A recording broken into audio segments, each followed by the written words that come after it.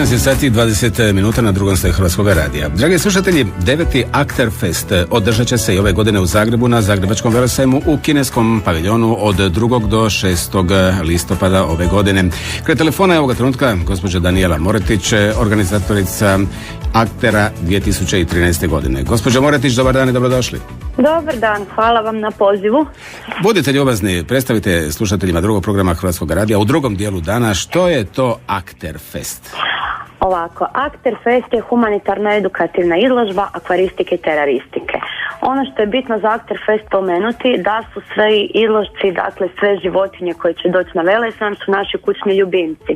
Dakle, mi doma zaista držimo sve te zmije, gustere, ribe, jajgulje i razne druge životinje koje će doći na izložbu. Gospođo Moretić, što vi držite kod kuće za kućne ljubimce? Kod kuće držimo 8 zmija i 3 gustera trenutno. To je onako trenutna brojka, ali to vam je kod egzotičnih kućnih ljubimaca brojke se sve više i više povećavaju, tako da zato mi uvijek kažemo trenutno. Oprostite, rekli ste 8 zmija? Da, i 3 guštera, da. I 3 guštera, to je vaš skor i ono čime ćete vi nastupiti na ovogodišnjem Akterfestu. Da. Kako ste birali svoje ljubimce? Pa moje ljubimce ovako, prvu zmiju sam onako na izgled, ljepotu i tako dalje, dugogodišnja nekakva velika želja, a kasnije ipak malo po karakteru. Koliko god čudno zvučalo, da, i zmije ima i svoj karakter i po veličini, i po boji, i po raznim nekakvim kriterijima. Od 8 zmija koje vi držite kod kuće, svaka je, kao što ste rekli, zasigurno ima svoj karakter. Da li je i svaka svoja vrsta?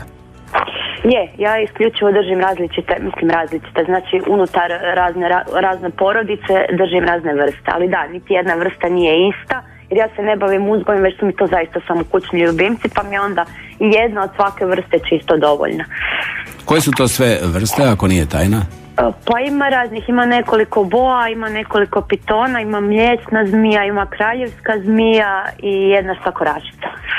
Nijedna od njih nije otrovna zmija? Ne, ništa nije otrovno, zato što za otrovne vrste zaista treba imati veliko znanje i mislim, ne znam zaista zašto bi netko uopće držao otrovnice, iskreno, ali eto ima svakakvih, meni je ipak sigurnije ovako držati neotrovne životinje za koje znam da ne mogu naškoditi čovjeku, niti ne znam mojim susjedima u okolo. Kako je vaše razmišljanje ili osjećaj, širi li se ili raste li taj trend ljubitelja egzotičnih ljubimaca?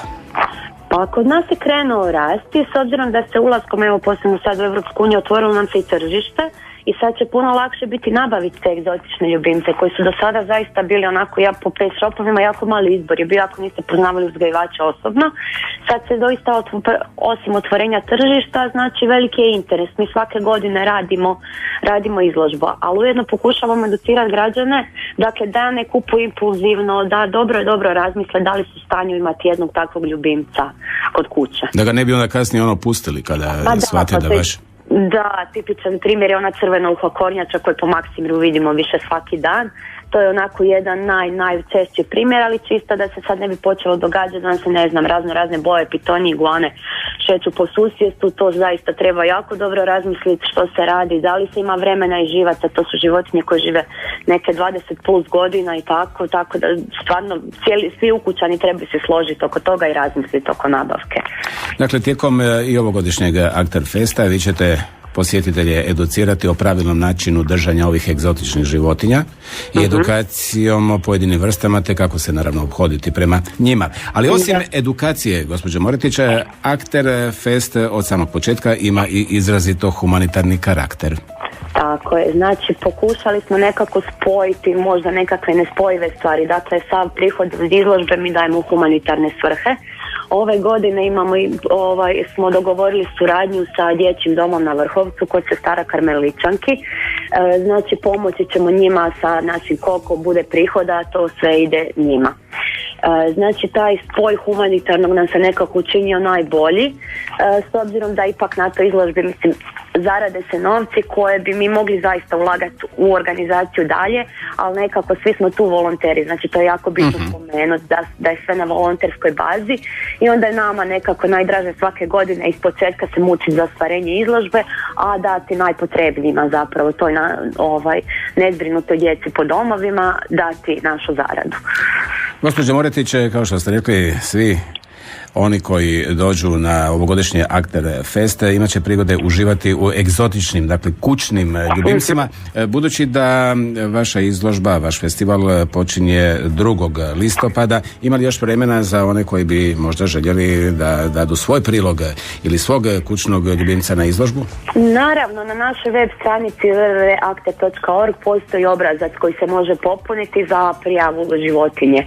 Tako da zapravo do 2. možemo primati prijave, s obzirom da nam i sada evo opet Evropska unija olakšala puno organizacije ovakve izložbe što se tiče papirologije, ne prate više životinje takav opseg papira i moguće je zaista do zadnjeg dana prijaviti životinju za izlaganje. Hoće li možda vaši kućni ljubimci, dakle ovi egzotični o kojima smo sada pričali, a koji žive u svojim terarijima, patiti za svojim vlasnicima ovih tjedan dana koliko će biti u kineskom paviljonu? Ma neće, zato što prvo, moji neće patiti jer ću ja biti pored njih, ali općenito neće patiti zato što su to životinje koje se zapravo za vlasnika uopće ne vežu. Kod zmija imate slučaj da zmija uopće ne zna prepoznati svog vlasnika i to su znanstvenici dokazali, ali opet mene kad svi pitaju zašto zmije, je fascinantno stvorenje. To je jednostavno tako, znači to nisu kućni ljubimci kao što je pas, mačka, hrčak ili ne znam, to su ljubimci doslovno u rangu ribica, znači stoje u svojoj nastambi, u njima se uživa i njih se samo promatra, to nije nekakav ljubimac za držanje po rukama, navlačenje i ne znam nije šta, to su ovi krvneni ipak podobniji od mazova. Dakle, drugi slušatelji, kao što ste čuli, gospođa Danijela Moretić poziva vas da posjetite 9. Akter Fest koji će se ove godine održati ponovno u Zagrebu, na Zagrebačkom velesajmu, u kineskom paviljonu od 2. do 6. listopada. Pozivamo vas da svojim sudjelovanjem ili posjetom pomognete nastaviti i ovu tradiciju humanosti i edukacije, uz nadu da ćete prepoznati pravu vrijednost ove, ali i svake iduće akcije udruge Akter. Iz udruge Akter javlja se Danijela Moretić. Hvala vam, gospođa Moretić, i do slušanja. Hvala vama, do slušanja. Drugi program.